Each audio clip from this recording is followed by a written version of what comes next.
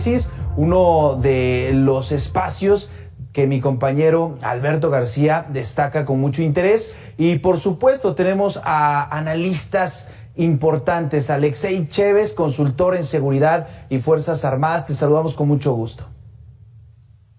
Abel, un saludo a ti y a tu auditorio. Maestro Romero, gusto saludarle. Precisamente nos acompaña el maestro Clemente Romero Olmedo. Él es abogado y consultor en seguridad. Maestro, bienvenido también. A ver, muchas gracias, Alexei. Un gusto, un saludo a todo el auditorio. Alexei, comenzaríamos contigo. Las personas nos preguntamos, las Fuerzas Armadas, también el tema de la seguridad al interior del país. Las Fuerzas Armadas en México al día de hoy no han hecho nada, absolutamente nada, que no esté facultado en la Constitución Política de los Estados Unidos Mexicanos.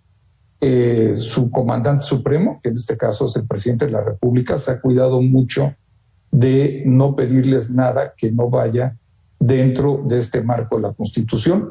Si bien es cierto que anteriormente las Fuerzas Armadas han ocupado otros roles y otros papeles históricamente en México, definitivamente lo que estamos viendo, aparte de ser inédito, pero no es ilegal, está dentro de las atribuciones de lo que les puede pedir el presidente de la República, y leales como son todas las Fuerzas Armadas, pues cumplen las órdenes que se les dan, pero definitivamente sí está dentro del marco de la ley lo que les está pidiendo el presidente, su comandante supremo, y ellos están obedeciendo como lo que debe ser. Es un rol que no hay o que no vemos mucho en otros países, sobre todo la parte que a mí me llama más la atención, que es la de volver los empresarios. Claro. Alexei, muy importante lo que destacas, porque se han generado muchísimas críticas en torno al gobierno federal, señalándolo de que las actividades que están realizando las Fuerzas Armadas no estarían dentro del catálogo legal que tendrían que estar ejerciendo. Maestro Clemente Romero, ¿hay algo más allá de esto que se les está ordenando a las Fuerzas Armadas? Porque si bien no se viola la Constitución o no hay algo ilegal, finalmente sí se les entrega un poder. Sin duda, Abel,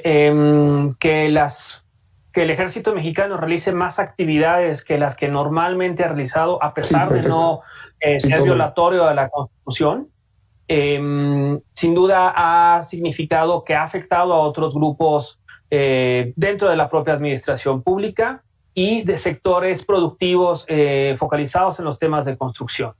Sin duda, estas actividades, si bien es cierto, son constitucionalmente válidas, desde el punto de vista de desarrollo económico, de desarrollo social, de vida democrática, no son deseables ni tampoco son recomendables. ¿Y por qué? Porque hay actividades esenciales del ejército, como es proteger a la seguridad nacional del país, es decir, cuidarnos de amenazas externas, cuidar nuestro mar territorial, cuidar nuestras fronteras. Y el que el ejército tenga tantas atribuciones y que a su vez esté realizando tantas actividades en este momento, sin duda le está representando una gran carga administrativa y una gran carga a su personal, que, como bien dice Alexei, fiel a su mandato, cumple con las instrucciones presidenciales. Sin embargo, no es lo deseable, y no es deseable porque hay otros actores que también pueden realizar esas actividades y que por esta preponderancia que ha tenido el ejército durante este sexenio se han visto desplazados. Claro, incluso cámaras empresariales, tanto a nivel estatal o a nivel nacional, lo habían expresado. Prácticamente hay una competencia y se le da preferencia a las Fuerzas Armadas. Teníamos ahí unos problemas con la comunicación, Alexei, pero ya te recuperamos. ¿Qué pasa precisamente con el número de elementos que tiene el ejército y si se pueden dividir de manera organizada para todas estas tareas? O, como decía el maestro Clemente Romero, finalmente llega un punto en el cual pues no se atiende todo de la mejor manera.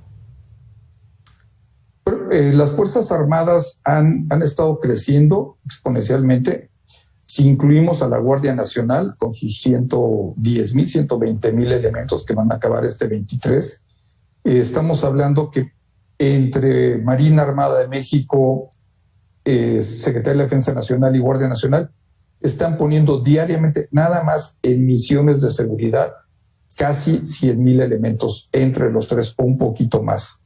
Entonces, la seguridad ha aumentado, se han puesto más gente en labores de seguridad, específicamente seguridad, y no creo que esto distraiga las otras labores que también hacen las Fuerzas Armadas. El crecimiento del gasto militar para 2021 fueron 160,000 millones de pesos. Esto es lo que se gastó el 2021 en las Fuerzas Armadas, comparado con los 40,000 millones que se gastan en seguridad pública. Entonces hay una disparidad. El problema que yo vería hoy en día es, estamos apostando demasiado dinero a las Fuerzas Armadas y estamos dejando a la seguridad pública estatal y municipal casi sin dinero. El gasto en seguridad de México es el 0.6% del PIB, cuando el promedio en Latinoamérica es el 1.5, 1.7. O sea, realmente estamos dejando de invertir en la seguridad y estamos apostando a una militarización que yo no creo que sea necesaria, ni que tampoco les agrada a las Fuerzas Armadas. Claro, resaltar esto que mencionas porque son las policías municipales las que están más cerca de los habitantes, las policías estatales quienes abarcan el control de cada una de las entidades, y finalmente esta estrategia de militarización pues no es de 2018 para acá, sino ya lleva varios años, varios sexenios, y los resultados todavía dejan mucho que desear. Maestro Clemente Romero Olmedo, nos platicaba Alexei que son alrededor de 100,000 elementos los que están en activo en temas de seguridad. ¿Eso se ha reflejado en transparencia en el número de operaciones y sobre todo también en el tema de cuidar los derechos humanos una vez que se está en campo? Desafortunadamente no, Abel. Lo único que sabemos son los comunicados oficiales sobre el número de personas desplegadas. Sin embargo, no sabemos la temporalidad, los objetivos, los alcances. Y por eso es relativamente común encontrar estas imágenes que pusiste hace unos instantes de Acapulco sobre las condiciones en las que está el personal. En muchas otras ocasiones la situación es mucho más compleja y eso representa un gran reto administrativo y operativo. Tener fuerzas permanentes, así sea la temporalidad de 3 o 4 meses en algún punto, pues exige que la institución tenga estas personas donde dormir, donde descansar, donde asearse, qué hacer en sus días francos, etcétera. Y hemos visto que muchas veces los elementos son víctimas de asesinatos durante sus días francos o en los momentos en los que se encuentran en mayor vulnerabilidad. Y respondiendo a tu segunda pregunta, Abel, también es un gran reto, y estadísticamente y a nivel internacional siempre se ha demostrado que mientras más participan las Fuerzas Armadas en tareas de seguridad pública, es más probable que se involucren en actividades de violación de derechos humanos. Y eso no es exclusivo de Fuerzas Armadas, eso también puede pasar con policías municipales y con policías estatales. Aquí el gran reto institucional es que todas las corporaciones de seguridad y procuración de justicia en el país tengan mecanismos para investigar y sancionar a los elementos que cometen actos ilícitos. Y esa no ha sido una de las prioridades de la actual administración, y en las administraciones previas se apoyaba de una manera un tanto tímida. Así que el compromiso en materia de protección de derechos humanos, no solamente verlo para la población, sino también verlo para las propias integrantes de las Fuerzas Armadas. Hemos tenido conocimientos de denuncias de acoso sexual, de violaciones a sus derechos humanos, y que al carecer también ellos de mecanismos de defensa, pues tenemos personas enojadas, tenemos personas que no están contentas con sus situaciones laborales, y que eso también lo reflejan con la población en su interactuar cotidiano. Destacadas muy bien las imágenes de Guerrero, y bueno, pues evidentemente esos elementos de la Guardia Nacional que dice el comunicado estaban de alguna manera de emergencia para atender algún evento de inseguridad o de violencia, pues en esas condiciones evidentemente no iban a estar al 100% para reaccionar. Quisiera preguntarles el tema de la estrategia. Si bien ya destacábamos estos más de 100,000 elementos de las Fuerzas Armadas en temas de seguridad pública, ¿Habría entonces resultados? Vemos algunas cifras, por ejemplo, el tema de homicidios dolosos con una disminución marginal, todavía por arriba de los 30,000 homicidios dolosos cada año, pero en fin, en general vemos un resultado efectivo a raíz de esta ocupación de las Fuerzas Armadas en seguridad. Comenzamos contigo, Alexei. A ver, yo definitivamente lo hemos marcado mucho en este foro. Para que fuera una estrategia tendría que tener objetivos claros y medibles. Tendría que anunciarse cuáles son los objetivos y tendríamos que estarlos midiendo constantemente. Definitivamente lo único que vemos hoy es un plan con 50 municipios prioritarios para disminuir la violencia en ellos, donde lo único que está apostando este gobierno es a los números, a bajar los números para poder decir que está funcionando su estrategia, entre comillas. Pero definitivamente yo no veo, y creo que la mayoría de los especialistas de los que se dedican a esto, los que estamos estudiando esto, no vemos algo claro, algo que pueda ser medible o que de alguna manera esté en un papel y lo podamos decir, bueno, esto es lo que están haciendo y están haciendo bien o están haciendo mal. El número de detenciones ha bajado. No hay que irnos con esta última gran detención porque definitivamente no es la totalidad de lo que está sucediendo en materia de seguridad en México. Tú lo remarcabas muy acertadamente. Los números siguen igual que cuando se quedó la última administración y desafortunadamente en homicidio doloso pues ya superamos lo que es el número total de homicidios que fueron durante la administración del presidente Calderón. Digamos que es el benchmark que tenía el presidente de la República. Pues bueno, pues ya superamos en 4 años lo que sucedió durante la administración del presidente Calderón. Entonces, al menos en estos números vamos hacia abajo. En secuestro vamos bien, va subiendo poco a poco, muy buenos números, pero sería la única, de los delitos de alto impacto, sería lo único destacable. Maestro Clemente. Sin duda hay un problema muy serio en el tema de seguridad para la presente administración. La apuesta que han hecho en la creación de la Guardia Nacional y la permanencia de Fuerzas Armadas parece que ha sido un juego de perder para todos al mediano plazo. Recordemos que cuando se creó la Guardia Nacional, se facultó a las Fuerzas Armadas a participar activamente en tareas de seguridad pública de manera temporal. Y ya estamos a algunos meses de que esas facultades concluyan. Y de ahí radica la necesidad del Ejecutivo Federal de que se apruebe su reforma constitucional para que la Guardia Nacional esté constitucionalmente adscrita a la Secretaría de Defensa Nacional. Sin embargo, esto no es suficiente y es bastante corto para las necesidades de seguridad que tenemos en el país. ¿Por qué explicamos esto? Porque las puestas a disposición, que es decir, cuando un elemento de seguridad detiene a un presunto delincuente y lo presenta a las autoridades, de acuerdo a estadísticas públicas del INEGI, son las policías municipales y estatales los que más personas se presentan ante las autoridades. En el caso de la Guardia Nacional, se demostró y cientificó que necesitan aproximadamente 8 o 9 elementos para que se pueda llevar a una persona a la puesta a disposición. Entonces, si en la tarea de seguridad se ha enfocado un tema de presencia regional como un elemento disuasor, al corto o mediano plazo, al corto plazo podrá tener cierto impacto, pero al mediano los datos y los números se estabilizan. Y tampoco nos alarmemos si algunas estadísticas criminales se incrementan. En ocasiones, por ejemplo, el tema de extorsión, si se facilita la denuncia de la misma, claro que los números oficiales y nacionales se incrementan, pero eso no es necesariamente malo si este incremento de extorsiones se basó en la facilidad con la que tiene la sociedad en presentar las denuncias. Así que enfocarnos a que no haya más homicidios o no haya más crímenes no necesariamente nos está diciendo que las cosas estén mejor. Y a veces, lo que muchas veces ha faltado y ha fallado a las autoridades y a las corporaciones es a comunicarnos de mejor manera a la sociedad. Primero, como ya comentó Alexei, cuáles son nuestros objetivos, qué es lo que estamos pensando hacer, qué es lo que no ha funcionado Y cuando no hay autocrítica al interior de las corporaciones porque no sabemos a dónde queremos llegar, pues es muy difícil identificar cuál es, calificar si una estrategia es o no exitosa. Por lo visto hasta este momento, y desafortunadamente para las personas que vivimos en este país, no ha sido así. Claro.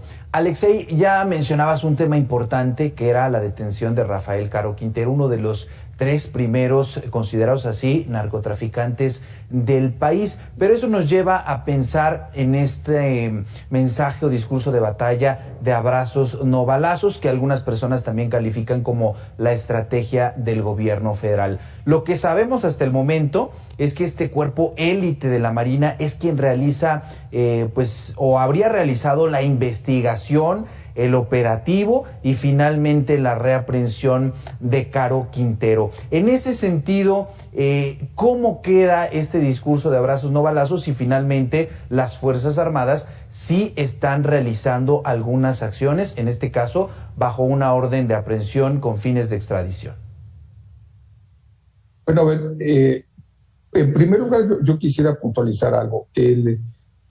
Rafael Caro Quintero era un objetivo prioritario para el gobierno de los Estados Unidos, específicamente para la agencia antidrogas, la DEA.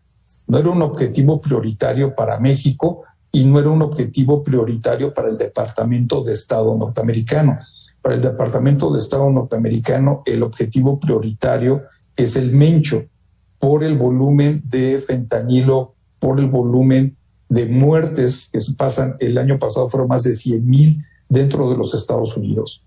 Entonces, para los Estados Unidos en general hay 2 carteles que son prioritarios. Uno es el cartel Jalisco Nueva Generación y el otro es Sinaloa. Rafael Caro Quintero era un objetivo que única y exclusivamente le competía a la DEA. La DEA siempre ha trabajado muy estrechamente con la Secretaría de Marina Armada de México. Y bueno, esto es una gran noticia, pero definitivamente no va a componer el mapa del narcotráfico. El pequeño grupo criminal y el área de influencia que tenía Rafael Caro Quintero, pues es mínimo comparado con los 2 grandes cárteles. Yo no me atrevería ni siquiera a llamar cártel al grupo criminal donde estaba Caro Quintero. Entonces, definitivamente, los abrazos y los balazos, yo creo que sigue la estrategia. Este sería el primer capo importante que se captura en 4 años y pues son números muy pobres, o sea, porque no vemos tampoco lo habíamos comentado hace un momento, no vemos una disminución en los números de los principales indicadores de delitos de alto impacto, no vemos que se capturen a delincuentes, no vemos pues prácticamente ningún tipo de resultado con esta estrategia que está planteando ya desde hace 4 años y que además lo ha dicho muy claramente, va a seguir el resto de su administración el presidente López Obrador. Y que es una de las tareas importantes de este cuerpo élite de la Marina. Su opinión, maestro Clemente. Abel, desafortunadamente las estructuras criminales multinacionales siguen intactas y como bien ha comentado Alexei, el impacto de la detención de este narcotraficante es marginal al corto y mediano plazo. La apuesta de la actual administración federal de no detener a grandes capos probablemente seguirá hasta que concluya su administración y dependerá del cambio de administración federal si cambia o no cambia esta postura. ¿Y por qué se comenta esto? Porque el gobierno federal es quien tiene las mejores fuerzas de élite para perseguir y sancionar a los presuntos criminales más fuertes del país. Eso hace que los esfuerzos a nivel municipal o a nivel estatal siempre queden cortos o marginales porque la presencia de estos grupos criminales transnacionales pues trasciende no solamente fronteras estatales sino supranacional. Así que la cooperación internacional, el vínculo con los organismos de inteligencia y de policías entre México y Estados Unidos no tiene que reservarse, sino al contrario, tiene que ser más sólido y más fuerte. Y pareciera que no es eso una prioridad dentro de la administración federal actual. Esperamos que haya algún cambio en el resto del sexenio. Desafortunadamente vemos que sea eso muy poco probable, pero eso a su vez es un gran trabajo para las personas que estén buscando suceder al actual presidente sobre si van o no profundizar su cooperación con las agencias de Estados Unidos, si van o no van a cambiar la estrategia de respetar a los grandes capos, o va a haber algún cambio radical sobre este tema, ¿no? Importantes